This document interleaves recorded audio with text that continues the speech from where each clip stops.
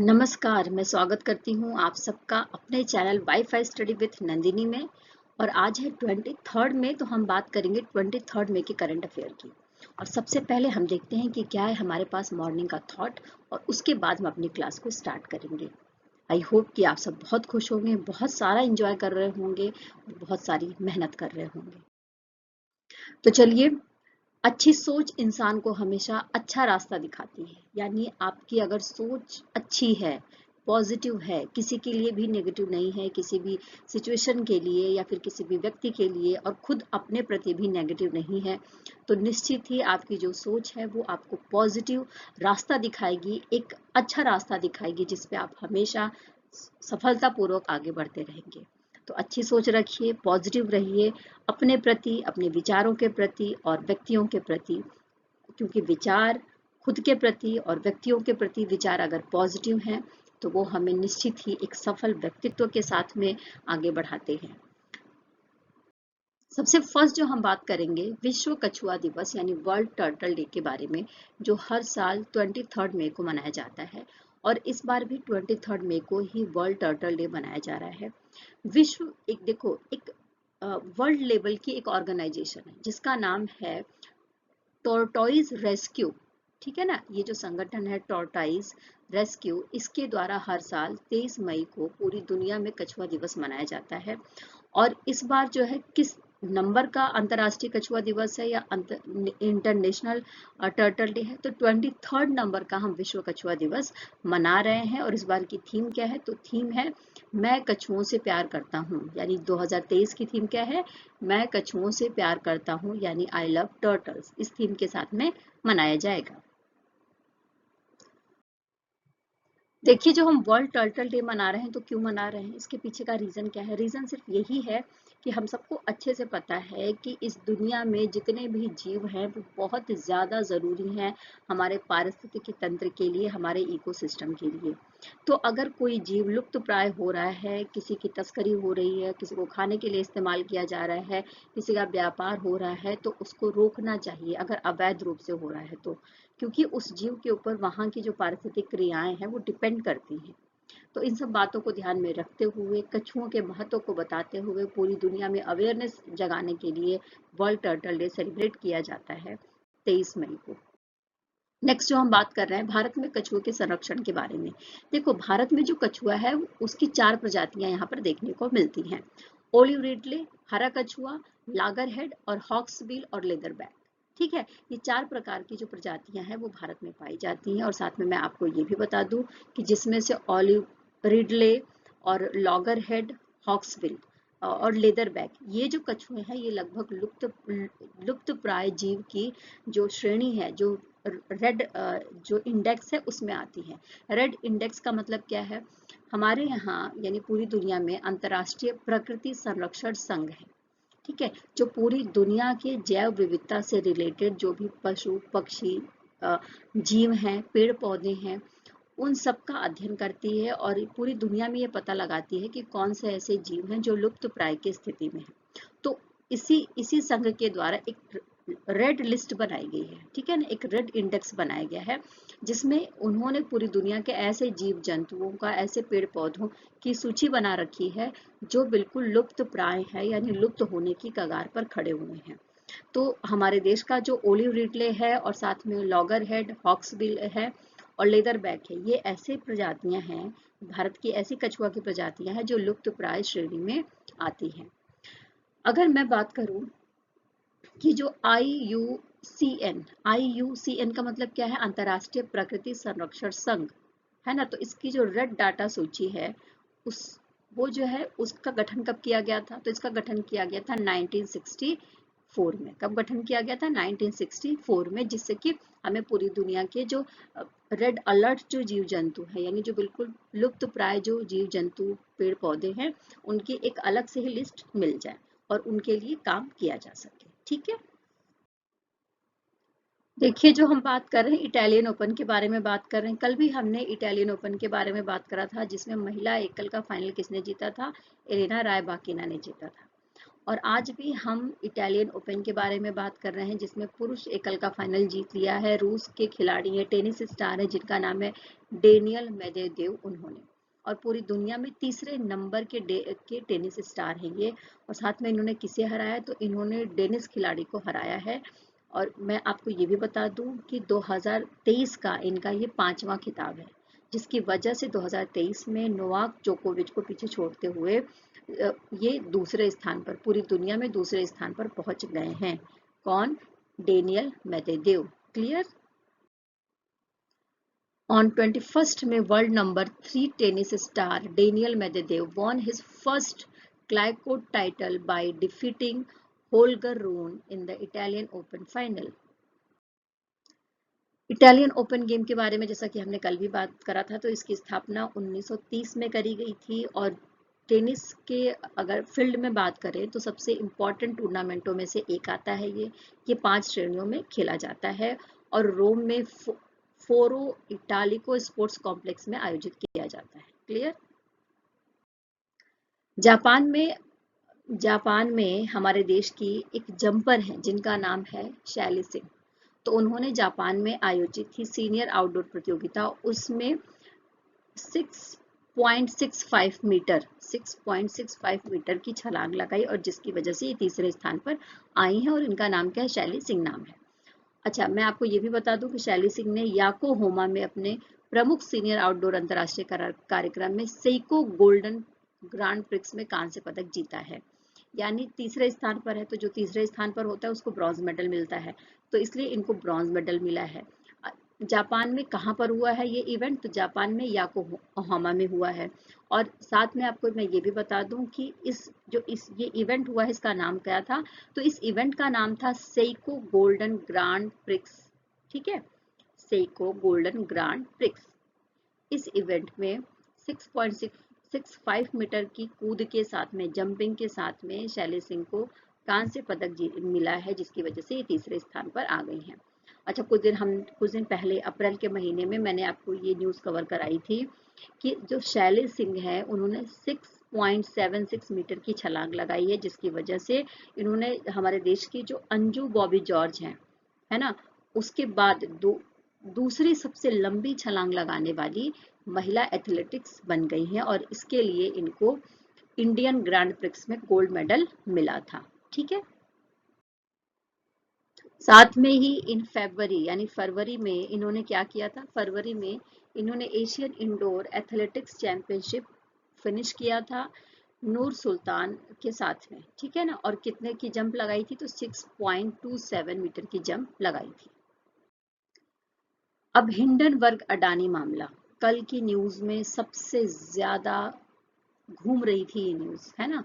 तो 19 मई को हमारे देश की जो सुप्रीम कोर्ट है उसने एक विशेषज्ञ पैनल बनाया था। विशेषज्ञ पैनल क्यों बनाया था? विशेषज्ञ पैनल इसलिए बनाया था क्योंकि जो हिंडनबर्ग है उसने अडानी ग्रुप के बारे में कुछ एक रिपोर्ट जारी करी थी और उस रिपोर्ट में बोला था कि अडानी ग्रुप की जो कंपनियां हैं वो अपने आप को ओवर वैल्यूड बता रही हैं और इन्होंने अकाउंट्स में हेरफेर करा है। हिंडनबर्ग क्या है? तो अमेरिका की एक शॉर्ट सेलिंग फर्म है। क्या है? अमेरिकी शॉर्ट सेलिंग फर्म है, जिसने एक रिपोर्ट जारी करी थी 24 जनवरी 2023 को और इस रिपोर्ट में इसने अडानी ग्रुप के ऊपर ये आरोप लगाए थे, जिसकी वजह से जो विपक्ष पार्टियां हैं हमारे देश की उन्होंने काफी ज्यादा उसका विरोध किया था अडानी ग्रुप का और ये मामला सुप्रीम कोर्ट में गया था। तो सुप्रीम कोर्ट में जब ये मामला गया तो सुप्रीम कोर्ट ने एक समिति बनाई, एक विशेषज्ञ समिति बनाई, एक पैनल बनाया जो इस मामले की जांच करता। तो उस विशेषज्ञ कमेटी ने अपनी जो रिपोर्ट है वो सुप्रीम कोर्ट को दे दी थी और इसके बाद सुप्रीम कोर्ट ने अपने जो विशेषज्ञ पैनल है जो उसके द्वारा बनाई गई समिति थी उसकी जो भी रिपोर्ट थी उसको सार्वजनिक करी है, जिसकी वजह से अभी ये 19 मई के बाद से काफी ज्यादा सुर्खियों में आ गया है ये न्यूज। इसमें क्या है? देखो, रिपोर्ट में ये बोला गया है कि जो अडानी ग्रुप है उसने सभी लाभकारी मालिकों का खुलासा किया है, यानी उसने कुछ भी छुपाया नहीं है। साथ में उसने ये भी बोला कि अडानी की रिटेल हिस्सेदारी में इजाफा हुआ है जब से हिंडनबर्ग की जब से रिपोर्ट आई है तब से। और साथ में ये भी बोला गया कि किसी भी तरीके के नियमों का और कानूनों का उल्लंघन नहीं किया गया है अडानी ग्रुप की तरफ से। अगर हम समिति के बारे में बात करें, विशेषज्ञ समिति के बारे में बात करें जिसकी नियुक्ति सुप्रीम कोर्ट के द्वारा करी गई थी, तो ये इसका नाम था सप्रे समिति। सप्रे समिति इसलिए था क्योंकि इसके अध्यक्ष कौन थे, तो सर्वोच्च न्यायालय के पूर्व न्यायाधीश न्यायमूर्ति अभय मनोहर स्प्रे थे। अभय मनोहर सप्रे थे, जिसकी वजह से इसको सप्रे समिति कहा जाता है।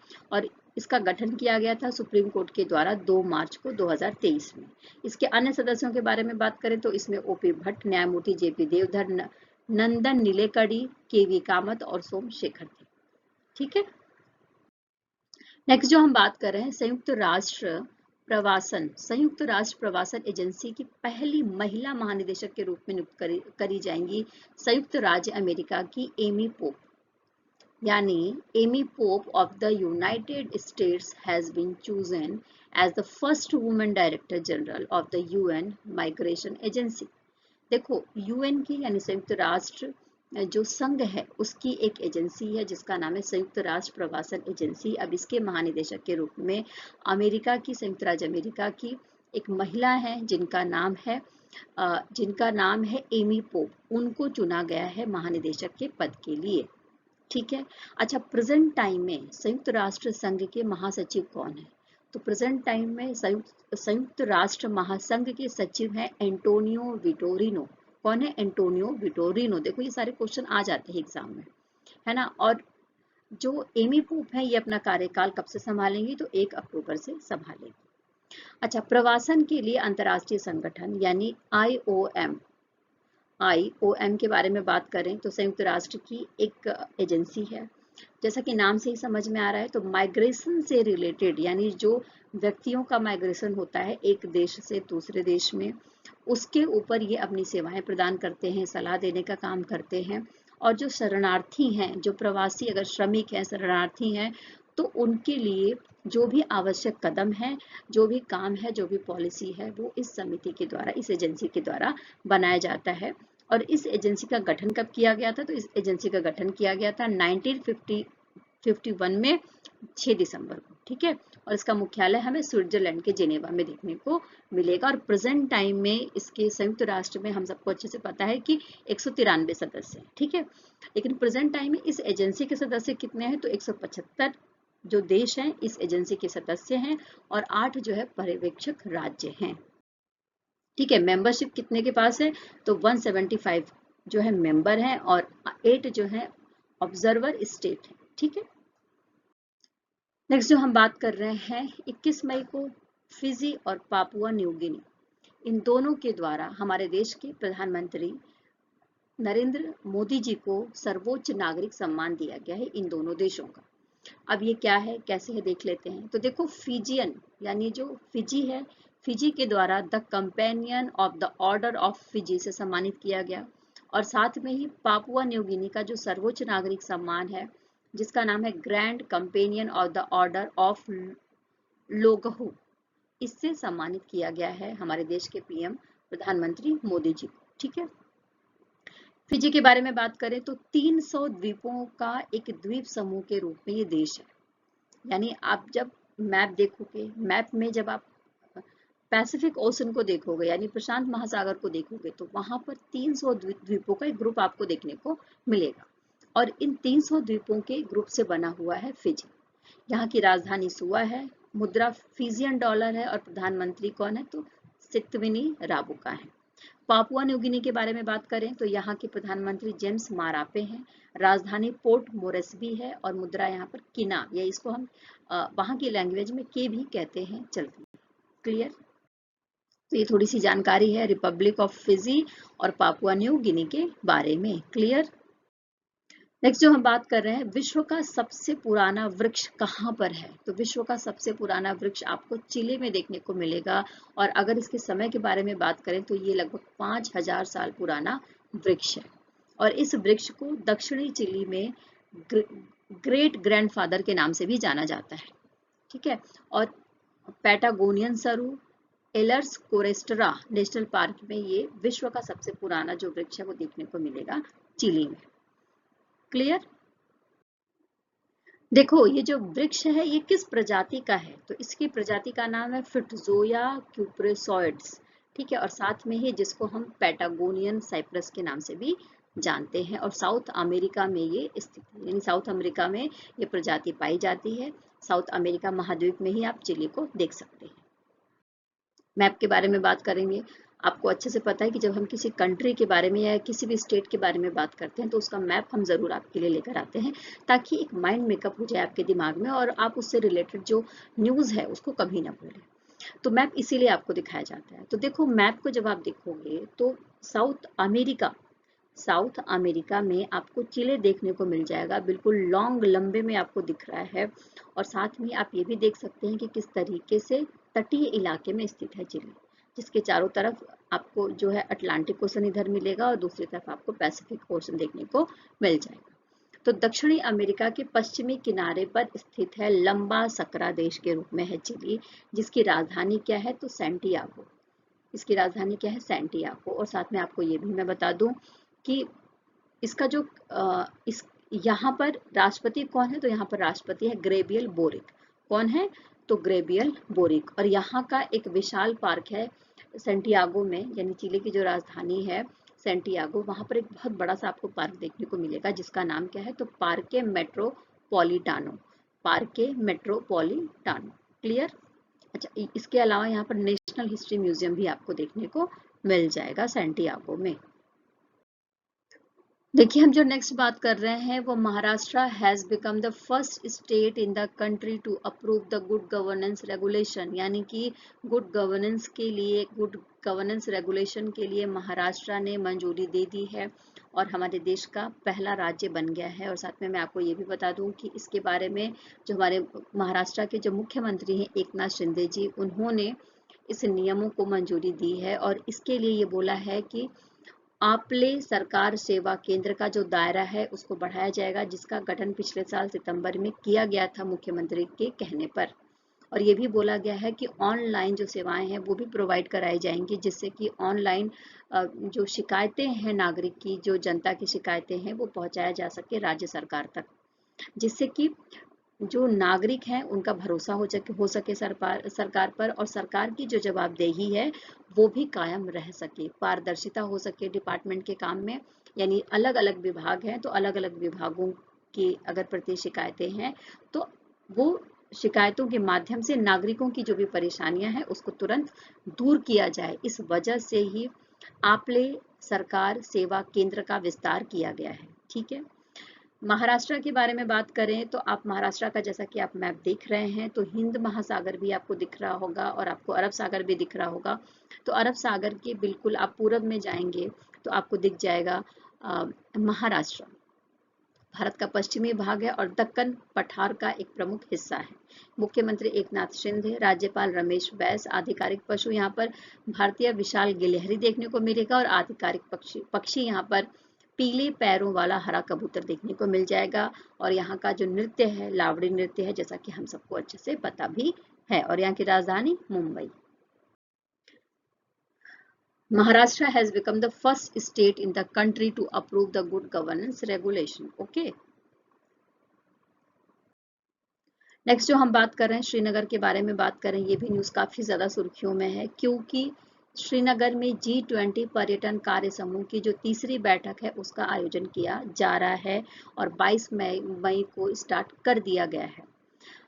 यहाँ पर चूंकि पर्यटन कार्यकारी समूह की बैठक है तो जो बात होगी वो भी पर्यटन से यानी टूरिज्म से रिलेटेड बात करी जाएगी, जिसमें हरित पर्यटन, डिजिटलीकरण के बारे में, स्किल डेवलपमेंट के बारे में, जो एमएसएमईज हैं उनके डेवलपमेंट के बारे में बात करी जाएगी, जो पर्यटन को यानी टूरिज्म को बढ़ावा दे सकें और साथ में ही 2030 तक सतत विकास जो लक्ष्य है उसको प्राप्त करने में मदद कर सके और पूरी दुनिया में जो सांस्कृतिक विरासत को संरक्षित किया जा सके और आर्थिक विकास को भी मजबूती प्रदान किया जा सके।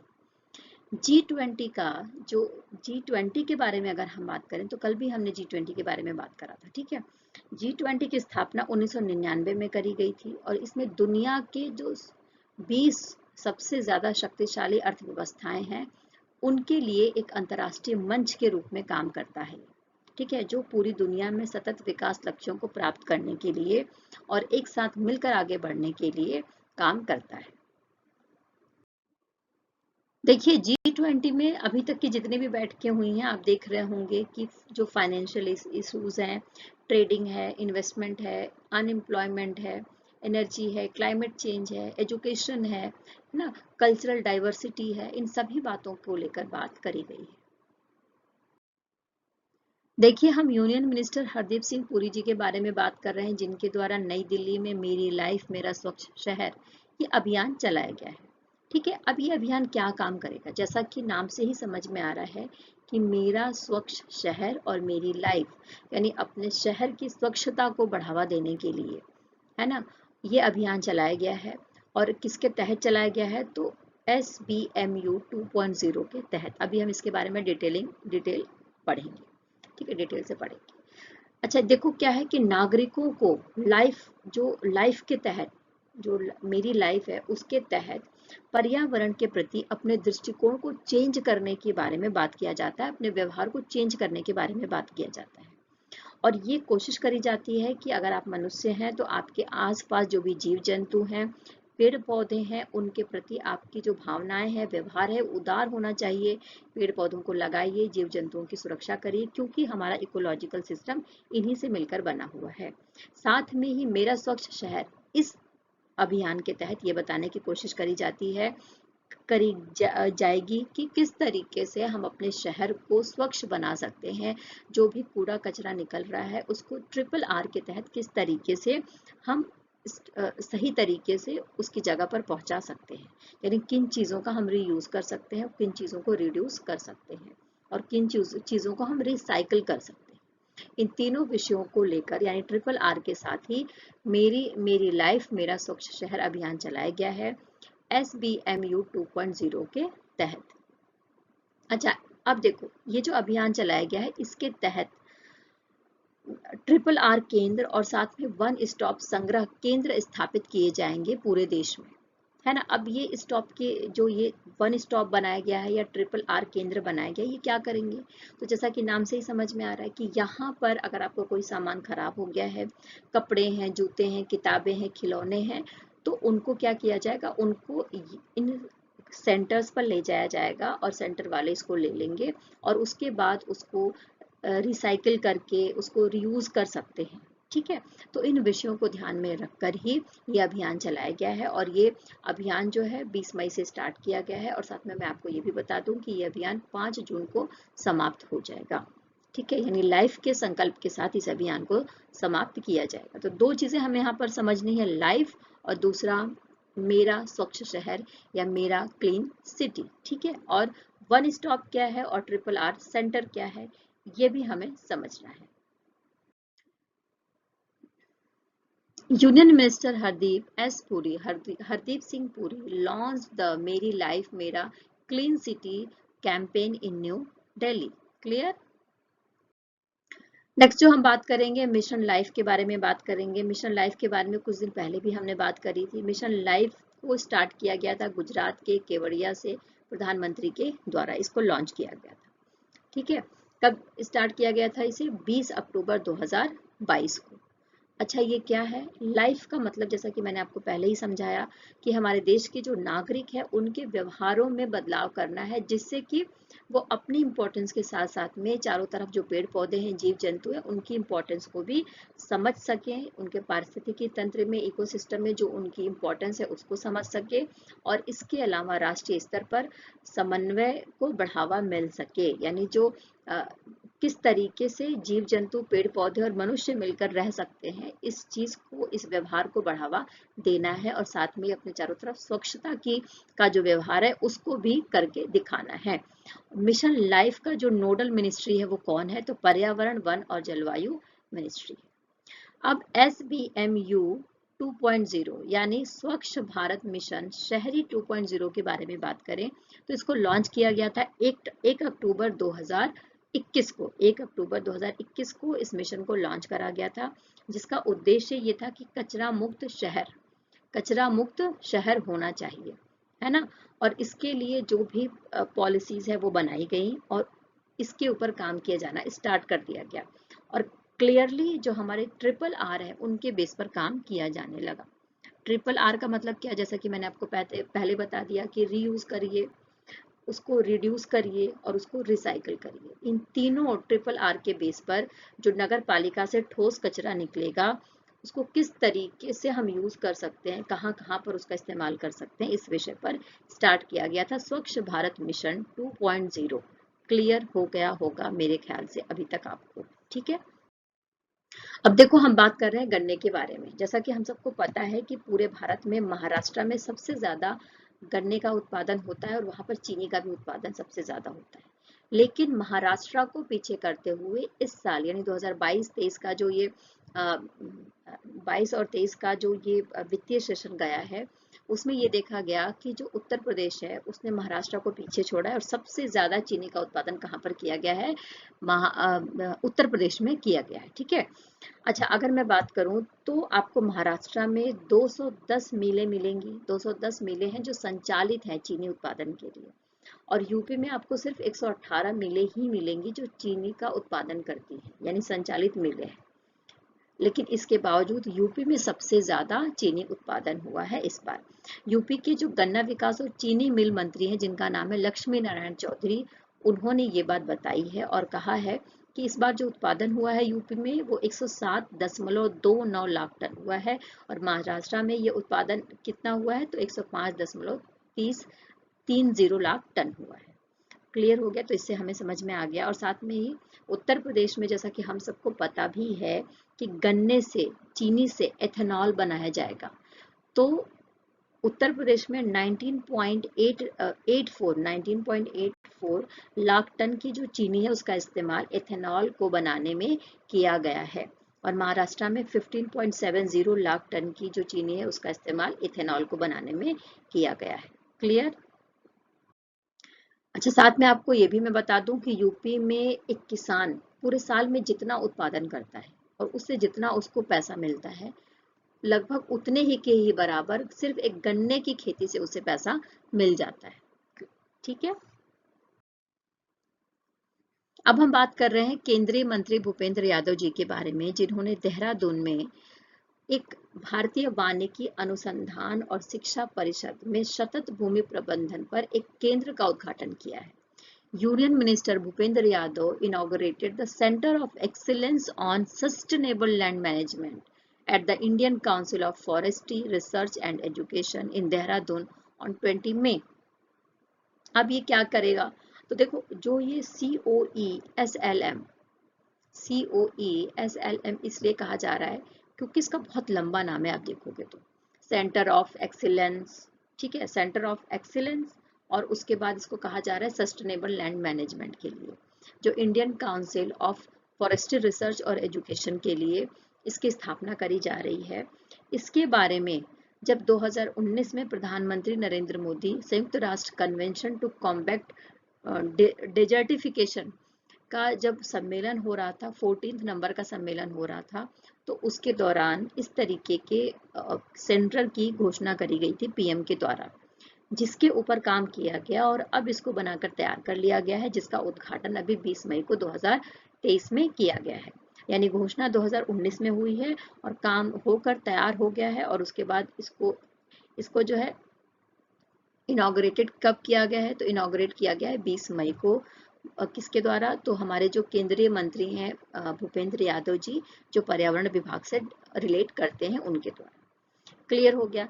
अब देखो ये क्या करेगा, जैसा कि नाम से समझ में आ रहा है कि ये डेजर्टिफिकेशन के ऊपर था 14वां सम्मेलन जिसमें ये बात कही गई, यानी कि भूमि सुधार के ऊपर काम किया जाएगा और भूमि सुधार के लिए जो ग्रीन हाउस गैसेस हैं उनके उत्सर्जन को कम किया जाएगा, जैव विविधता को बढ़ाया जाएगा और जैव विविधता को अगर हानि हो रही है तो उसको रोका जाएगा, भूमि क्षरण को रोका जाएगा, यानी अगर किसी तरीके से भूमि का क्षरण हो रहा है तो उसको भी रोका जाएगा COE SLM के तहत। क्लियर हो गया। अच्छा भूपेंद्र यादव ने यह भी बोला है कि भारत में LDN प्राप्त करने के लिए मार्ग पर तकनीकी पेपर और सतत भूमि प्रबंधन प्रथाओं का संग्रह किया जाएगा। यानी ये दो तरीके के भूपेंद्र यादव ने उद्घाटन जब किया, इनॉग्रेट किया COE SLM का, तो उस समय दो प्रकाशन भी किए। भारत में LDN प्राप्त करने के लिए मार्ग पर तकनीकी पेपर और सतत भूमि प्रबंधन प्रथाओं का संग्रह, यानी ये दो चीजें इस संस्था के द्वारा कराई जाएंगी, जिसका उद्घाटन किया गया है भूपेंद्र यादव जी के द्वारा। तो स्पेशली जैसा कि मुझे लगता है कि आपको समझ में आ जाना चाहिए अभी तक, ठीक है। ओके, जैसा कि हमने पढ़ लिया कि यूनियन मिनिस्टर ने, जिनका नाम है भूपेंद्र यादव, उन्होंने भारतीय वानिकी अनुसंधान और शिक्षा परिषद में सतत भूमि प्रबंधन पर उत्कृष्टता केंद्र का उद्घाटन किया है। कहां पर? उत्तराखंड के देहरादून में। भारतीय वानिकी अनुसंधान और शिक्षा परिषद एक स्वायत्त संगठन है। साथ में ही इसका नोडल मिनिस्ट्री कौन है? तो पर्यावरण और वन मंत्रालय है, और इसकी स्थापना 1986 में करी गई थी। देखिए, हम बात करें ईपीएफओ के बारे में। ईपीएफओ का फुल फॉर्म क्या है? तो कर्मचारी भविष्य निधि संगठन, यानी कि एम्प्लॉयज प्रोविडेंट फंड ऑर्गेनाइजेशन। ठीक है, ये किस मंत्रालय के तहत काम करती है ये ऑर्गेनाइजेशन? तो ये श्रम और रोजगार मंत्रालय के अंतर्गत काम करती है। इसने जो है ये बताया है, इस संगठन ने ये बताया है, यानी ईपीएफओ ने ये बताया है कि 2022 और 23 का जो फाइनेंशियल ईयर था उसमें लगभग 1.39 करोड़ सदस्यों को जोड़ा गया है, और सिर्फ मार्च में ही 2023 के मार्च में ही 13 लाख से अधिक सदस्यों को जोड़ा गया है। और ये भी बताया गया है कि 18 से 21 साल के जो लोग थे उसमें लोग थे, उनकी संख्या कितनी थी? तो 2.35 लाख सदस्य थे, और 22 से लेकर 25 वर्ष तक के जो सदस्य थे उनकी संख्या कितनी थी? तो 2 लाख सदस्य बताया गया है ईपीएफओ के द्वारा। ठीक है, Employees Provident Fund Organization EPFO has added 1.39 crore member during the financial year 2022-23। देखिए, ईपीएफओ के बारे में बात करें तो जैसा कि इसके नोडल मिनिस्ट्री कौन है? तो केंद्रीय श्रम और रोजगार मंत्रालय है। इसकी स्थापना करी गई थी 1952 में संसद के द्वारा कर्मचारी भविष्य निधि योजना अधिनियम के तहत, और इसके लिए राष्ट्रपति ने अध्यादेश जारी कर दिया था 1951 में, और उसके बाद ये काम किया गया है। और साथ में मैं आपको ये भी बता दूं कि देश में सबसे बड़ा सामाजिक सुरक्षा संगठन के रूप में काम करता है कर्मचारी भविष्य निधि संगठन। ओके, नेक्स्ट जो हम बात कर रहे हैं, भारत और सऊदी अरब के बारे में बात कर रहे हैं, जिनके बीच में नौसेनाओं के बीच में एक अभ्यास किया जा रहा है जिसका नाम है अल मोहम्मद अल हिंदी 2023। तो ये जो नौसेना अभ्यास है, इसके लिए भारत की तरफ से जो आईएनएस सुभद्रा है, नौसैनिक अभ्यास है, आईएनएस सुभद्रा और आईएनएस तरकस, ये रवाना हो गए हैं और ये पहुंच गए हैं पोर्ट अल जुबैल पर। कहाँ पर? पोर्ट अल जुबैल पर। तो ये जो अल मोहम्मद अल हिंदी, ये जो नौसैनिक अभ्यास से हो रहा है, ये दोनों देशों के बीच में, यानी भारत और सऊदी अरब के बीच में जमीन यानी भूमि और समुद्र में आयोजित संयुक्त अभ्यास है। ठीक है, यानी जमीन पर भी होगा और कहाँ पर होगा? समुद्र में भी होगा, और समुद्री सुरक्षा के ऊपर इस पर विशेष जोर दिया गया है। समुद्री सुरक्षा के ऊपर जो भी दोनों देश काम करते हैं, जो भी नौसेनाएं आपस में मिलकर काम करती हैं, उसके बारे में बात करी जाएगी यहाँ पर, उसके बारे में ध्यान दिया जाएगा। अल मोहम्मद अल Hindi 2023 naval exercise being conducted by India and Saudi Arab as a part of growing defense cooperation। Next जो हम बात कर रहे हैं, विदेशों में अगर आप 7 लाख रुपए तक का क्रेडिट कार्ड के माध्यम से और डेबिट कार्ड के माध्यम से भुगतान करते हैं, तो उस पर अब कोई भी टीसीएस नहीं कटेगा। टीसीएस का मतलब स्रोत पर कर संग्रह। टीसीएस का मतलब क्या है? स्रोत पर कर संग्रह, यानी कि टैक्स कलेक्टेड एट सोर्स। यानी टीसीएस नहीं कटेगा अगर आप डेबिट कार्ड या क्रेडिट कार्ड का इस्तेमाल करते हैं विदेश में जाकर और 7 लाख रुपए तक का आपका अमाउंट है तो। ऐसी बात सेंट्रल गवर्नमेंट के द्वारा कही गई है। क्लियर हो गया? देखिए, अब हम बात कर रहे हैं ब्यूरो ऑफ इंडियन स्टैंडर्ड के बारे में, जिसके द्वारा 44th नंबर का कोपोलको प्लेनेटरी 2023 का ऑर्गेनाइज कराया जा रहा है। कहाँ पर? न्यू दिल्ली में 23 से 26 मई के बीच में, और इसका उद्घाटन हमारे देश के जो वाणिज्य और उद्योग मंत्री हैं पीयूष गोयल, उनके द्वारा किया जाएगा। और साथ में ही आपको मैं बता दूं कि ये जो आईएसओ कोपोलको प्लेनरी है, इसमें जो आईएसओ है, आईएसओ के महासचिव सर्जियो मुजिका, और इसके अलावा इसके जो कोपोलको के अध्यक्ष हैं सैडी डेंटन, ये भी उपलब्ध होंगे। और भारत की तरफ से अगर मैं बात करूं तो भारत की तरफ से जो भारत का भारतीय मानक ब्यूरो है, इसके द्वारा इसको आयोजित किया जाएगा। और साथ में ही हमारे देश का जो खाद्य और प्रसंस्करण मंत्रालय है उसके तहत इसका ये पूरा काम किया जाएगा। ठीक है। Ministry of consumer affair, food and public distribution के माध्यम से इसको ऑर्गेनाइज कराया जा रहा है ब्यूरो ऑफ इंडियन स्टैंडर्ड के द्वारा। क्लियर। और वार्षिक है, यानी हर साल इसका आयोजन कराया जाता है। देखिए, आईएसओ कोपोल्को के बारे में बात करें तो ये इंटरनेशनल स्टैंडर्ड ऑर्गेनाइजेशन के तहत काम करती है, उपभोक्ता के लिए काम करती है, यानी जो कस्टमर है उसके वेलफेयर के लिए काम करती है। ठीक है। और इस समय कोपोल्को के जो सदस्य देश हैं उनकी संख्या कितनी है, तो 128 है। और साथ में मैं आपको ये भी बता दूं कि पूरी दुनिया में इंटरनेशनल स्टैंडर्ड ऑर्गेनाइजेशन के तहत ये काम करते हैं।